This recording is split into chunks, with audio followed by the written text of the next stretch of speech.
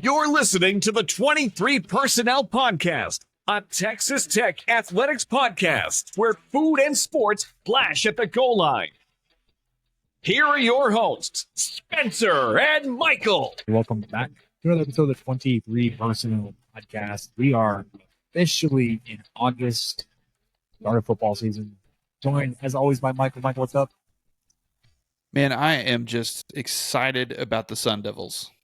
That's what's up. We are throwing the Sun Devil Arizona State welcome party in this episode. Y'all heard the Utah hate last week. It's pretty intense, man. I think they will fare better than Arizona State. I don't hold the same ill will towards the Sun Devils. I think we are kindred spirits. Not only have we been in the same conference with them before, border conference, long ago. I just think they're much more alike to us, the Red Raiders. Yeah, I mean, one place to look is I know that Texas Tech has kind of held claim to the desert for the last couple years, but I think we're gonna have to let that go a little bit because Lubbock is an oasis. Lubbock gets upwards to 19 inches of rain per year, and Tempe gets 3 to 12. I think we merely adopted the desert. It was thrust upon us by that douchebag of a coach from TCU. Is he at Arizona or Arizona State? I believe he's actually in the desert now. I thought so too. Oh, I can't remember the guy's name. Is it Barrington? Oh, maybe. But yeah, their annual rainfall is just a little bit less than even good old Lubbock, Texas. It is also 94 degrees there right now. Well, it's still not daylight, but it's almost 9 p.m. in their world. They also, Arizona does not observe daylight savings time. So although they are in the mountain time zone, they're currently 2 hours behind us right now. So that will be kind of weird. Brian Carrington. Okay. He was. So that'll be kind of a. Sorry. Go ahead. It's the ADHD. Like I was not able to let that go. Assistant coach, cornerbacks now for Arizona State. He was the one at TCU that was trying to use the Matador Club NIL collective that was paying every football player as some kind of negative. It was like, well, what is TCU paying their players? Oh, just the guys with the top tier NIL deals, not everybody. Interesting that you want to make that seem like a bad idea. Let's bring that but up. He said out in the desert. And then you saw everybody on Twitter add the cactus emoji. So yes, anyhow. I think Tempe can take claim of the desert now. That's okay. They can have it. And they're basically the dune of the Big 12. They have. Oh, what? Yeah, and so I thought that's going to be interesting when everyone springs forward and springs back. Arizona and Arizona State are going to be like, nah, we're fine. We're good. We're good. So that's going to be just a different. I respect them for that, though. I do too. I wish we wouldn't. Yeah, what is that? October or November? So when November comes around, at the end of football season and basketball season kind of getting underway. Of course, we won't be playing them then, so we won't really be paying that much attention to their basketball schedule. But it will be kind of a just sharp contrast of, oh, well, the games. Why are we playing at 6 when we were playing at 7 last week or whatever it was? Anyway. Yeah. Hey, but before we move on from the weather of yes. Tempe, can I read you the week's forecast of highs? Oh, yeah. Today, Tuesday, 107. Tomorrow, 110. 105. 109. Saturday, 112. Sunday, 113. Monday, 111. Tuesday, 110. Miss me with that. We've had, knock on wood, a relatively mild summer. Like, it got hot again the past few days, and it was hot today. Like, I think the high was 98. But also, we've had stretches of highs in the 80s for June and July. Yeah, we're looking at 103 on Wednesday and Thursday, though. So Shut your mouth. opening fall camp here in Lubbock, Texas, 103. Well, should we just dive right into some more Arizona State? The welcome party. We're excited to have This them. is the welcome party. Yeah. I don't have anything else for Texas Tech football except for fall camp is underway. Yeah. I mean, take We what you recorded want this out the of, week before. take what you want out of what's coming out of fall camp with a grain of salt, as you always I'm should. sure it's great. I'm sure it's great. Nothing but sunshine, unless somebody has a season injury that will make it seem like we're completely out of touch, which is always a possibility when you record in advance. But so yeah, in past tense, Texas Tech will have started fall camp on a forecasted high of 103 the first 2 days. You know who has an indoor facility now? The Red Raiders do. That's true. Well, let's get to that Arizona State primer. I really like what you did last week with Utah, kind of going into recruiting classes and rankings. I did not do that. I did a different approach. I kind of focused on some historical and some background stuff. And of course we'll start with football. That'll be our main focus. Just to catch everybody up, last season in Arizona State, they went 3-9, 2-7 in Pac-12, which got them 11th out of 12th in the conference. They won their season opener versus Southern Utah in a nail-biting 24-21 victory, then promptly lost 6 in a row before beating Washington State 38-27 at home. Then they got hammered 55-3 at Utah, came back to beat UCLA 17-7 on the road, and then lost the last two games at home by a combined score of 108-36. So they lost to Oregon 13-49, and then lost to Arizona 23-59, which is of course a big rivalry game for them. And as you guys know, Arizona and Oregon were pretty darn good last year. So not the best stretch. The coaching, interesting to how they got to Kenny Dillingham. Herm Edwards, do you remember him being fired on the field? I had forgotten that. Yes. So Herm Edwards in 2022, Arizona State is off to a 1-2 start. They lost at home to Eastern Michigan, and Herm Edwards is promptly fired on the field, where interim Sean Aguano finished the season 2-7. So that season they were 3-9. Kenny Dillingham was hired, and he only has one season under his belt so far, and also went 3-9, as we just talked about. Kind of some interesting background on him. He is an Arizona State graduate. He was an offensive assistant there from 2014 to 2015. Didn't actually play there. He actually was coaching at a local high school while he was taking classes there at Arizona State. And after his stint as an offensive assistant, he had stops at Memphis, Auburn, Florida State, and Oregon, where he was the offensive coordinator, QB coach for Bo Nix before being hired by his alma mater. And if you remember, 2022, Oregon was pretty dang salty that year too. They went 10-3. They had the number 9 team offense in FBS, 38.8 points per game, 500 total yards per game. So this is their head coach right now. Started off 3-9, as I mentioned, because he had a mess and probably will for the next couple years, maybe more. But it's interesting. This is the first Sun Devil alumnus and native Arizonan to be head coach. So moving into, things haven't always been this bad for Arizona State. So I thought historically I'd look back on the last 20 seasons, kind of catch people up.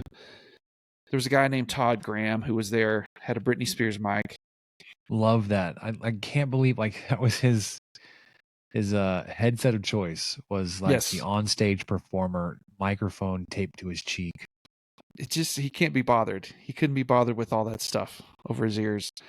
So on the last 20 seasons, they got a lot of preseason love. I mean, they had 6 seasons ranked in the preseason poll. I don't know if Texas Tech has had 6 seasons ranked in their existence in the preseason poll. I'm sure someone could check me on that, but that would be extremely surprising to me.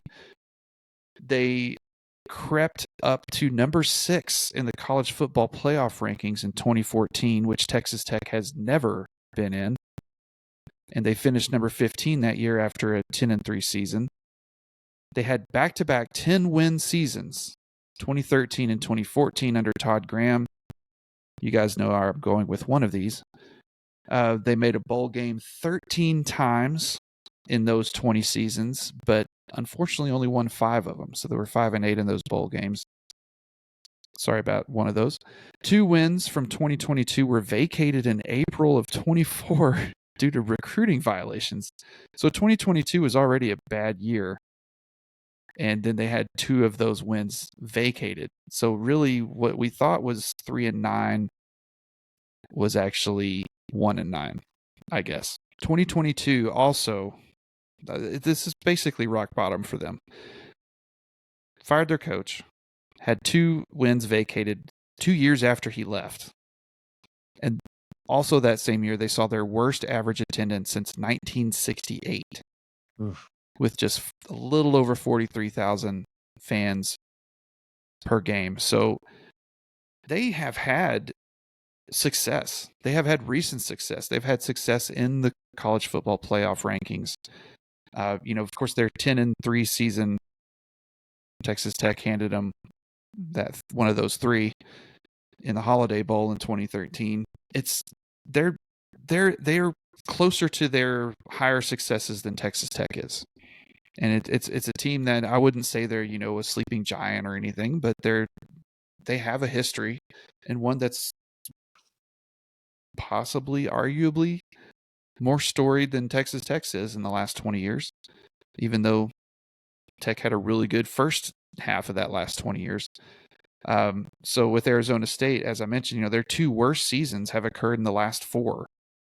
And you could count 2020. I mean, they only played 4 games that year, so I'm trying not to count that one, but they were 3-9 in those 22 and 23 seasons, as we talked about. But then you have to go back to 2009, where they went 4-8 to get to something lower. So 13 bowl games in 20 seasons, pretty solid football team, football program. Yeah, historically. Next year's going to be rough. And here's who they're playing. So they start. This schedule is rough. This is so bad. The non-con, Spencer. Jeez. Okay. Are y'all ready for this? They could lose every non-conference game. They could be 0-3. And that might not mean that they're terrible. So they host Wyoming to start right out the gate. We all know how that could go. They then host Mississippi State, which I assume is a home and home. I didn't know if they played them last year or they play them next year. I don't know. So right off the bat, you're hosted Wyoming and an SEC team. Granted, it's Mississippi State, but still. And then you're on the road, which this surprised me, to Texas State. Texas State is salty. You're going to their house, and they are going to be excited and pumped to have a Pac-12 team. Pac-12, oh my God. A Big 12 team at their house. So that's the first 3. I had to look it up. I don't remember if I remember this or I even heard it. Chad Morris. Oh, man. You remember good old Chad Morris? Of course I do. He's on the Texas State coaching staff as a wide receivers and passing game coordinator. That's why they're so good. G.J. Kinney is their head coach. That is on a Thursday. That is Thursday, September 12th. So they've got a tough start. And then they travel the following Saturday, obviously not 3 days later, but Saturday, September 21st, they come to Lubbock to take on their fellow desert dwellers, House Atreides or whatever. Go on to host Kansas, which Kansas is a salty team. They host Utah, as you mentioned last week. They travel to Cincy. Toss up, possibly. They travel to Oklahoma State. Not fun. They host UCF. Chance. They might have a chance there. Go to Kansas State. Probably no chance. Host BYU. and then go to Arizona. So Oof. looking at that schedule and looking at what this team has been able to do the last few years and kind of the trajectory of what they've seen, the Big 12 preseason media poll probably rightfully picked Arizona State last in the Big 12. And for those keeping up, that's actually 16th place. I think I said 14 teams last week in reference to a podcast that covered Big 12 teams. I meant 16. Yeah, it's hard to. It's still new. It's still new. It's still new. Well, it's maybe 14 teams. You were just talking baseball. The what's new in 2024 will also be good for me to know that there are 16 teams in the Big 12. I'm going to be learning stuff as I say it when we do that episode next week. So looking at this schedule, like I don't want to be an alarmist. Like they could lose 12 games. They could win 6. I can see Arizona State having a really good season for them and for their expectations and going 6-6. Like it's making not a bowl game. Making a bowl game would be incredible. Yeah, it's not like for them. It's not out of the question for them to beat Wyoming, Texas State, maybe Mississippi State because they're still kind of rebuilding. Cincinnati, BYU, Arizona, maybe. We talked about them Tiger a couple weeks ago. I don't know. They had the most transfers for any team not named Colorado. Yeah, I think in the offseason. But also, like they could go like 2-10 and be like, yeah, they were deservedly picked to go last in the Big 12, which is somebody's going to finish last. It's bound to happen to somebody. So coming into the conference, I had assumed that Texas Tech had played Arizona State a few times in football over the years, but no, there's only 4 matchups, and just like with Colorado, it's even Steven. So Texas Tech is 2-2 versus Arizona State. Excuse me. They're all relatively recent. I think going back the furthest you have to go back to get a game against Arizona State's 99. Yeah. And that one, it was, they've alternated. So Texas Tech went to Tempe in 99, lost 31-13. In 2013, of course, that's the one we alluded to earlier. Texas Tech beat a 10-win Arizona State team 37-23 in the Holiday Bowl during Cliff Kingsbury's first season. Oh, we thought 2014 was going to be legit. Yeah, and that is the was not Davis Webb game and the game that killed my hope for the rest of my life, because I was riding that high all into the next season, and Tech went 4-8. Is that right? Uh-huh. Mm-hmm. Yeah, it was great. So I've just never bought into that again. 2016, another great thorn in the side. Texas Tech was bellaged in Tempe, losing 68-55. Even Patrick Mahomes couldn't score enough points or stop the same play 8 times in a row on defense. And then it was really sad. Yes. Of those 8 times, Michael, they went right 7 times. Yep. Same play. And like you would think, like, oh, you just swing load the up door on the right, just load up on the right side, and they ran it left once. You're like, it's possible they could run it whatever direction they want. It's fine. It didn't really matter because it's not like it wasn't like on an attempt 7 that you stopped them. Yeah, they're just like, we're gonna go left this time just for fun. Yeah, I just really, there only being 4 matchups over this, I was just really surprised about it. I thought there would have been some kind of border conference. Somebody met somebody at the bar and was like, yeah, we'll play Arizona State and whenever, and that didn't happen. So then the last game, Texas Tech won at home 52-45 in Lubbock in 2017. That was the return trip of that home and home. Oh, was that so that this game? will. Yeah, I don't remember it being that high scoring, but 97 maybe points. in our brains, in our warped air raid brains, we probably didn't think it was. I mean, we'd been beat down by Kingsbury defenses for 4 years at this point. We were just like, that's pretty good. Held them to 45. We won. We won. Yeah. We put up 50 points and we won. Heck yeah. We gave it 45 points and it was overtime, wasn't it? Oh, it might have Or been. very nearly went to overtime. Let me look this up real quick. But Yeah, it was just Winsipedia. So Winsipedia didn't have that detail whether it was overtime or not. no, was not overtime. 97 Did- points and regulation. Did you have any more thoughts on Arizona State Sun Devil football before I jump headfirst into basketball? Can we talk about this 2017 game for a minute? Yes, please. Do you remember who the starting quarterback was for Texas Tech? Okay, hang on. 2017. Nick Shimanek? Uh-huh. He went 37 of 50. For Pretty good. 543 yards. 10.9 yards per attempt, 6 touchdowns, no interceptions. That is a game. Does You it show had- his rating? 92.7. Whew. We had a Your quarterback do that in the last 2 years. 3, 4. team ran 29 times, Texas Tech did, for 72 yards, 2.5 yards per carry, 1 touchdown.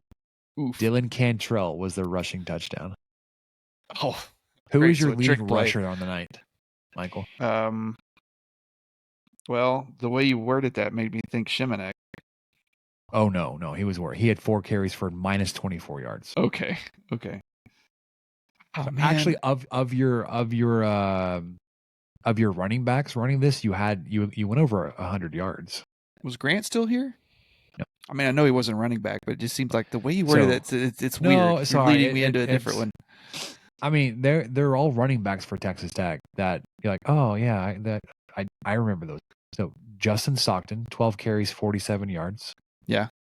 Desmond Nisby, 9 Nisby. carries, 45 yards. Trey King, 1 carry, 4 yards. Oof. Dylan Cantrell, 1 carry, 3 yards. Team, which I would assume this is Shimanek kneeling out the clock at the end. 2 carries, minus 3 yards. Nick Shimanek, 4 carries, minus 24 yards. Defensively, though, you held off Arizona State running the ball 45 times. Remember, you were shell shocked by Balaj last season. 16 carries from Balaj, 56 yards, 3.5 yards per carry, 1 touchdown. Yeah, take that, brother. Demario Richard, 15 carries, 53 yards, 3.5 yards per carry, 1 touchdown. Manny Wilkins was their starting quarterback. 10 carries, 25 yards. Frank Darby and N'Keal Harry both had 1 carry each. Manny Wilkins on the night passing 27 of 41, 326 yards, 8 yards per attempt, 3 touchdowns, no interceptions on the night. 9 passing touchdowns, no interceptions. So you had, like I said, 9 passing touchdowns, 4 rushing touchdowns. I barely remember this game.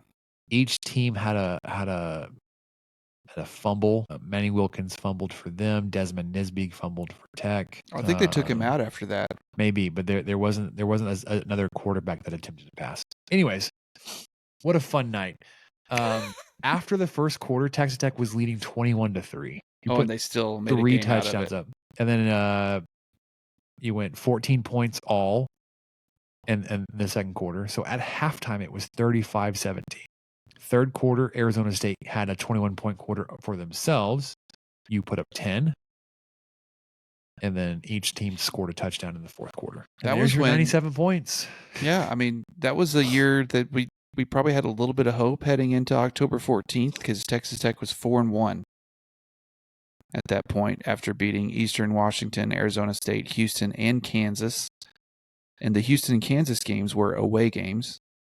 They did lose hosting Oklahoma State that year, 34-41, but Oklahoma State was ranked number 15th at the time, so you probably were like, okay, hey, lost by a touchdown to a top 15 team. And then, the wheels fell off like they usually did. Yeah, you lost at West Virginia. 6 out of your next 8. Home versus Iowa State. At Oklahoma. Home versus Kansas State in overtime. I believe this is a 4th down pass attempt. He just fired it into the stands. Oh, it was. It totally was. Yes, he threw it at my apartment. Into shallow water. Baylor, you bounced back and beat Baylor lost TCU 27-3. I remember that game where there was like a combined 13 fumbles. Oh, I went to that one. Super I frustrating. thought, oh, game. Kingsbury's fired after this game, and like a shanked, awful shanked field goal. And it was cold. And then TCU had their second string quarterback in. Anyway. Yeah. And then you finish the season 6-6 with a win in Austin, where McLean Carter got the start, but Nick Shimonek famously said, "You're running out of time." Yep. Put him in. This was a game where I think had you lost, Kingsbury would have been fired then. Yep. And then goes on to lose the bowl game against South Florida. That was brutal. On this season, Michael, you had 1, 2, 3, 4, 5. 5 of your 13 games, you had a 100-yard rusher. 102 for Stockton, 161 for Stockton against Kansas, but you put up 65 points that day. Trey King had 113 yards in the loss to Oklahoma. Stockton had 124 yards in the loss to TCU. And then Stockton had 103 yards in the loss to South Florida. Yikes. Well, shall we talk some Sun Devil basketball? Yeah, sorry, I just got on a tangent there. Talking about that 2017 game. One thing I've noticed about a lot of these teams we've been previewing, there's some decent longevity in quite a few of these positions, and maybe it's, I don't know. I'm not sure what it is. Maybe the pressure is a little bit different in the Pac-12 or what. But men's basketball, Bobby Hurley has been there and since 2015, and he will be making his 10th season here at Arizona State. He is overall 155, 131, which is a 54% winning percentage. Pac-12 play, 79 wins, 88 losses, so 0.47, a little bit less, which is kind of what you'd expect. But historically, done pretty well in basketball. 3 NCAA tournament appearances in those 9 seasons. They have not made it past the first round yet, and of those 3 appearances, one of them was a loss in the first 4 in the 17-18 season. So there's been some hope there, but not really, not really much consistency yet.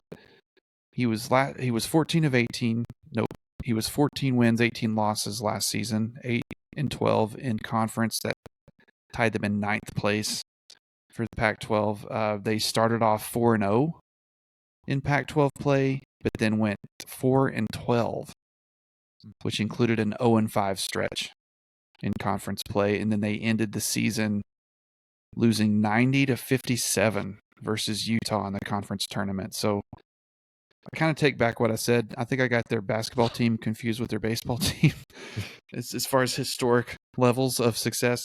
But, Hurley's still around, and it's just interesting to have only been to the tournament 3 times and to lose the first game you ran those 3 times. And then now he's heading to the Big 12. So his days may be numbered if things don't start turning around and they start seeing even less success in a much more basketball heavy conference than the Pac-12. So not the best look there. Women's basketball kind of in a similar position, but historically not. So last year they were 11-20, 3-15 in conference. That tied them for 11th. So they didn't quite hit last, but it was very close. And that was Natasha Adair's 3rd season. Or this will be her 3rd season. That was her 2nd. I'm sorry. She's overall 19-40 at Arizona State. And in Pac-12 play over 2 seasons, they've won 4 games. She's 4-32. Yikes. But in her defense, I'm sorry, I've got to clear my throat again. Hang on. Well, and I've been sneezing, so that's fun. We're a good duo. Yeah, but in her defense, she is replacing pretty much a legendary coach, Charlie Turner Thorne. I said Charlie. So Coach Thorne announced her retirement from Arizona State in March of 2022.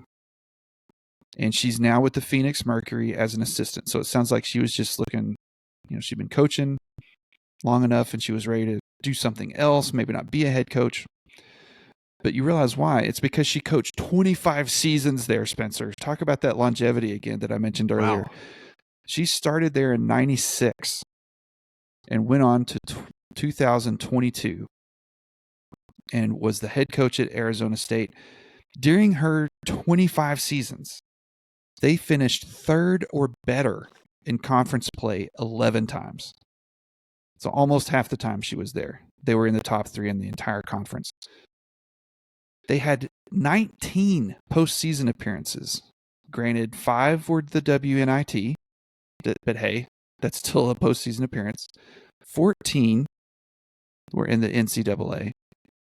And then the last NCAA appearance was in 1920, so the year before or 2 years before she. So I think they went to the WNIT the year before she retired, and then the year she retired, I don't think they were able to go to any postseason play. So Adair has her work cut out for her. This may be a sleeping giant kind of team because, man, Thorne had this team rolling, and they were winning a lot of basketball games. And I'm sure that Adair entering her 3rd season might be on a hot seat because of the previous success. Head coach Willie Bloomquist. He's headed into his 4th season, so he hasn't been there very long. He's also an Arizona State alumni. He was on the 1998 runner-up College World Series team. He played a lot of MLB baseball. He was on a roster from 2002 to 2015, primarily for Seattle. He started his career in Seattle. I forget how many years he had there, but he had several. Bounced around a little bit, and then he ended in Seattle as well for his final season. As a coach at Arizona State, his overall record is 90-81, conference record 46-43. Last year, fairly impressive record, similar to Utah's actually, 32-26 overall, 17-13 in Pac-12, but that only put them in 5th place in the conference. But much like the women's basketball team, and I admit, I had to go back a little further for this. But historically, quite impressive on the diamond. 22 College World Series appearances. Now, they're a little bit further back, but they still count. 22 College World Series appearances from 1964 to 2010. So 2010 was the last time they made it to the World Series. They had a very dominant run from 64 to 88, where they had 15 appearances in 25 seasons. They are a 5-time College World Series runner-up, including what I just mentioned in 1998, and they are 5-time College World Series champions. Now, granted, the most recent championship was 1981. Still, though. But banners fly forever. So, since then, though, not to the College World Series, but they've made 5 tournament appearances since 2014. So they made it 3 years in a row, 2014, 15, 16, 19, and 2021. So a historically pretty successful baseball team, but under Bloomquist seems to be just kind of in the middle right now, but he's heading into his 4th season and will have a lot of things tested against the Big 12 that he may not have had in the Pac-12 too much. Now, I know Stanford exists. I know Oregon State exists. I know there were some really good teams there too, but there will be in this conference as well. So that's kind of the rundown of it. Men's basketball doesn't seem like they've had a lot of success lately or necessarily ever. Women's basketball had a ton of success under their former coach, but their 3rd-year coach has won 4 conference games in 2 seasons. And baseball, very successful historically and even semi-recently with tournament appearances, but not so much in the last few seasons. So kind of maybe they're looking at a clean slate on these 3 sections, but they've got their work cut out for them. Yeah. It sounds like I did not realize the success they had on the diamond. Yeah, me the neither. baseball side. So that's impressive. It is historical, but that's something that they hold over Texas Tech. Definitely. Yeah. And that's how you get interest, and that's how you get people paying attention. And, oh, I remember that 98 team, or I remember that, people remember that stuff and they become fans forever and get really interested in it. So they've had that building a lot longer than Texas Tech has, at least on a more consistent basis. Now they're in what you could kind of call a drought, but making the postseason five Well, so times is in the Tech. last 10 years, that's pretty darn good. Well, welcome to the Big 12, Arizona State. Yay. I'm looking forward to Arizona State, much more so than Utah. Yeah, I'm really glad that we get to play them in football this year.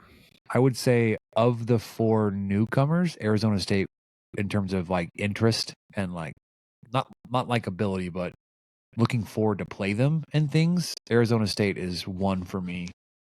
Colorado, probably 2, Arizona, then Utah.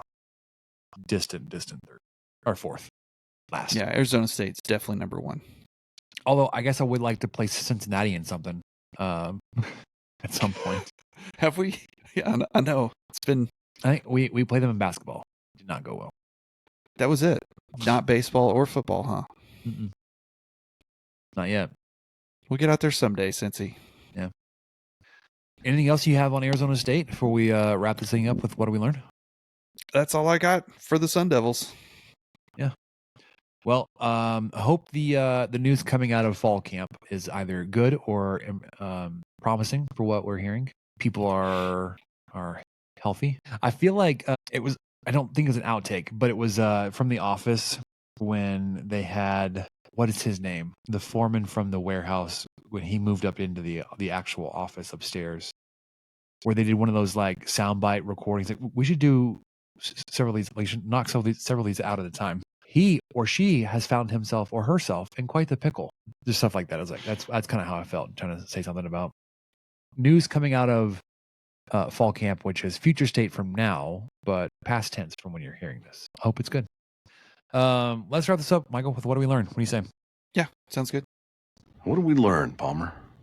I don't know, sir. I don't know either. All right. What did you learn, Michael? Because what I have is just going to build off what you had in the notes. So, well, I've got 2 things. I'll start with one. Never underestimate the staycation. My wife and I had a chance to have a staycation a couple weeks ago. We booked 2 nights at the Cotton Court, which is a really cool hotel downtown. Yeah. Yeah, I'd never been there, and it was really cool. We enjoyed that. The pool area was great. The food there is good. The rooms are neat. You just kind of really feel like you're somewhere else. You're walking distance from a lot of other restaurants locally that are good to check out. Had a great breakfast burrito Sunday morning from Burrito King. Went down there. So just the whole time we were there, we were just talking about how nice this was, and our 7-year-old was staying with one night at one grandmother's and one night at the other, and we knew that at any second if something went wrong or whatever, we could just be right there. And so that helps my wife relax a lot when she's a flight away from her kid. I think it's a little bit tougher. Yeah. But when you can hop in a car in 15 minutes and be somewhere if you have to, then it's good. So don't underestimate the staycation. The other thing I learned was my mom has not made homemade ice cream in quite a while, but she decided to because she has a peach tree that she planted a few years ago that put out like crazy this year. It's still pretty young. It's not a big peach tree, but one of the things we liked growing up, we always had 2 or 3, 4 peach trees around our house. So there's always a ton of peaches, and mom and dad would slice them up and freeze them and freezer bags, or they would put them in in ice cream. So they would make like homemade peach vanilla ice cream. Well, what she did this time, she just made vanilla ice cream, but then she made homemade peach syrup. So it was like, yeah. So we had this wonderful vanilla ice cream. She had made that in so long. It was such a treat to have that on its own. But then she made this peach syrup from her peaches from her backyard. And man, it just took me back to like Merkel, Texas, 1997. Just it was fantastic. So anytime your mom cooks for you is always great, but especially when it's homemade ice cream. Two things. One, I don't remember if I ever told you this or if you remember. Wouldn't blame me if you don't remember this. Back when we were living in Hobbs, we had a peach tree in our backyard, and didn't expect it when we bought the house. We just thought, like, the realtor just said it has a fruit tree in the back. Cool. I don't know. Sure. Okay. And then that summer, it was like it exploded, and it was like we couldn't eat enough fresh peaches. Like, how are we growing so many very delicious peaches in Hobbs, New Mexico, and we did nothing to it? We didn't specially water it. We didn't whatever. We didn't even know how to keep the birds off of it. So like we lost a lot of fruit to birds. We didn't know about the CD or the foil trick or putting a net over it or anything like that. We just the three of us, it was just me and Samantha and then baby Grayson at the time, couldn't eat enough peaches anyway. We couldn't keep up. But you mentioned that was just off one tree. We had like 3 or 4 growing up, and so we were like calling people and calling family that lived nearby, all of our neighbors, people from church, come pick some peaches, please. Oh my gosh. We can't.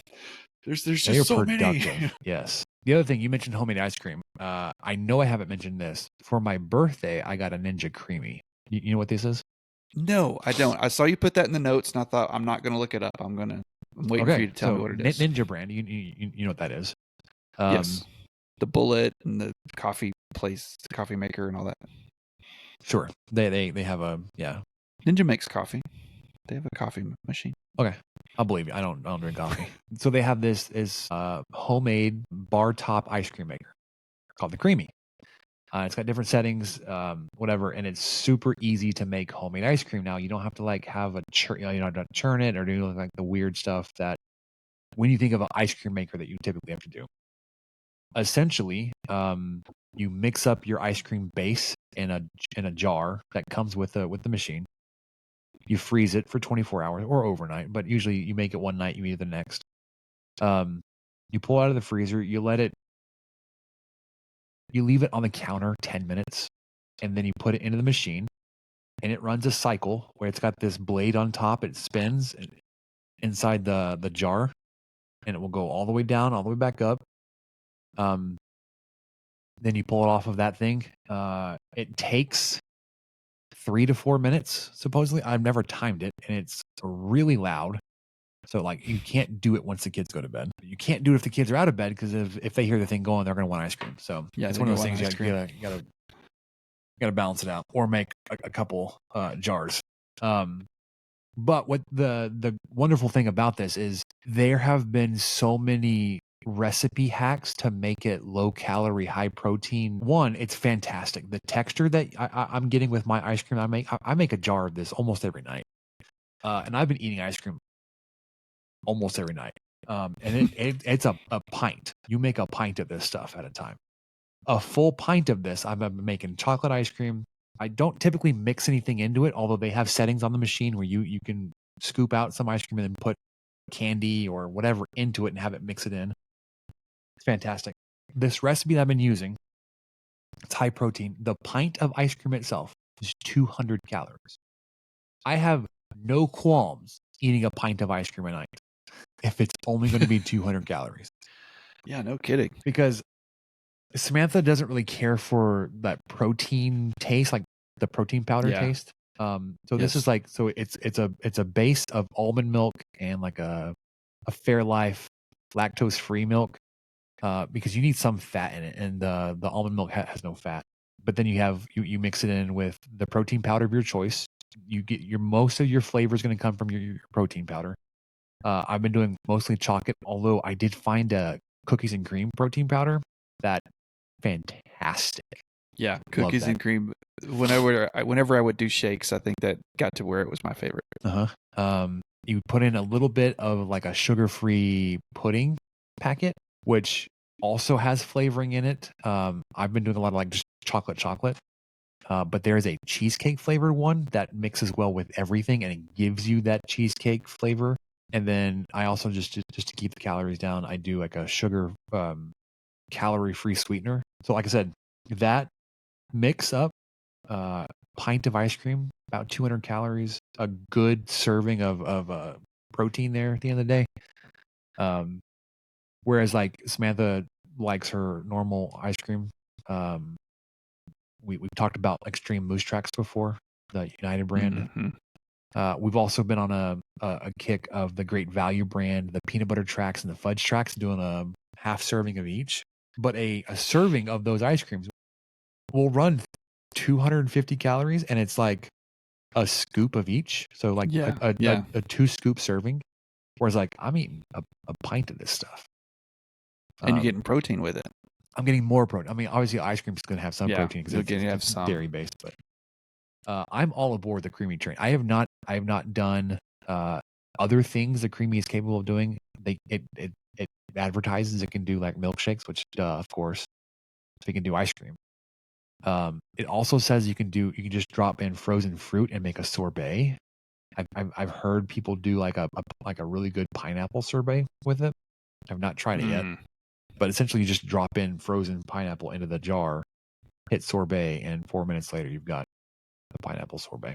I just do it on this light ice cream setting. Like I said, super loud. 4 minutes later, I've got like frosty texture ice cream. And it's fantastic. I eat ice cream almost every night. Most of it is creamy based. It's a little expensive, the appliance itself. Sure. It goes on sale every now and then. I think typically it's like 170 to 200 depending on when you find it. But if you like ice cream, you can make a ton of ice cream, whatever flavor you want. You don't have to do low calorie. It's not difficult.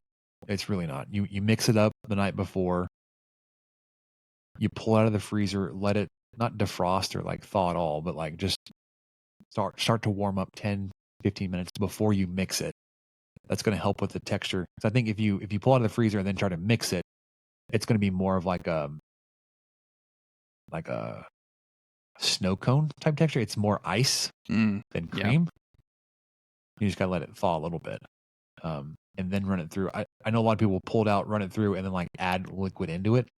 No, you just didn't let it warm up enough on the counter. But you can also throw all kinds of candy pieces in it. I've tried brownie into it. The problem with the mix-ins, the blade that it's inconsistent. So like if you like the different size pieces in there, you do chocolate chips or Reese's pieces, whatever. Some are going to be obliterated. Some are going to be almost whole. So there's some variety there. I tried something soft. I tried a brownie in it, and it was just like imperceptible. It's like, well, that's kind of a waste. I'm all aboard the Ninja Creamy train right now. And have been since my birthday. So it's been 6 weeks of a lot of ice cream, a lot of homemade ice cream. I'm gonna have to have some when we're done.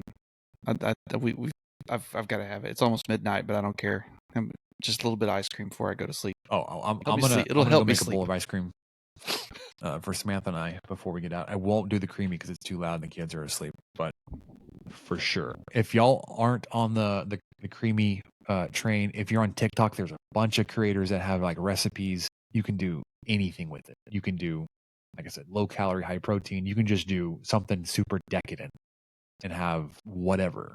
Like it is so good. I'm not getting sponsored to sell you a creamy. I don't even have like an Amazon affiliate link for you. So we got to get on that. Ninja, sponsor us. I love your creamy. I would take a cut of your commission if you would send us that check. But until then, have yourself some ice cream. Guilt is not an ingredient, so you can have anything guilt-free. But especially when you can eat a pint of ice cream for 200 calories. That's all I got. Anything else, Michael? Anything you want to share? I'm set, man. We are so close to football season. 3.5 weeks. To the kickoff. This is the first pitch, first kick. It's not soccer. It's not baseball. It's football, man. It's football season. 3.5 weeks. That'll do it for us on this week's episode of the 23 Personnel Podcast. Welcome to Arizona State. For Michael, Spencer, catch you guys next time. Thank you for listening to the 23 Personnel Podcast. Help us out by subscribing, rating the show, and leaving a review. Follow us on Twitter at 23 Personnel, Spencer at Puntsuck, and Michael at Michael_LBK. Be sure to catch the next episode. And until then, guns up and let the tortillas fly.